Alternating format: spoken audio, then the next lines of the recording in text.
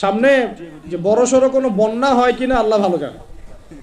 বলা হচ্ছে যে একটা জলোচ্ছ্বাসের মানে ঝুঁকির মধ্যে আছে বিশ্বের বহু কান্ট্রি জলোচ্ছ্বাস, বড় একটা জলোচ্ছ্বাসের হুমকির মধ্যে আছে।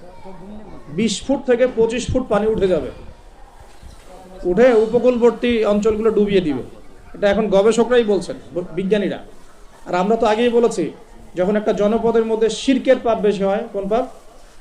শিরকের পাপ। শিরক শুধুমাত্র ওই মূর্তি পূজা করাই শিরক নয়, আপনাদেরকে জানাই দিতে চাই, কবর পূজা করাও শিরক। কথা কি বুঝতে পারছেন? আমার কথা কিভাবে নিবেন জানি না, কিন্তু আমাকে তো বলতে হবে। শুধু মূর্তি পূজা করাই শিরক না, কবরে সেজদা করাও শিরক। তো যখন শিরকের সয়লাব হয় একটা এলাকার মধ্যে, একটা জাতির মধ্যে, তখন নূহ আলাইহিস সালামের কওমকে আল্লাহ পাক যেমন প্লাবন দিয়ে ভাসিয়ে দিয়েছিলেন, ওরকম বন্যা জলোচ্ছ্বাস প্লাবন দিয়ে ভাসিয়ে দিবেন আল্লাহ। কারণ নোংরামি ধুইতে হলে অনেক পবিত্র পানির দরকার। শিরক হচ্ছে সবচেয়ে নোংরা জিনিস। আল্লাহর জমিনের সবচেয়ে নোংরা জিনিস কি? শিরক।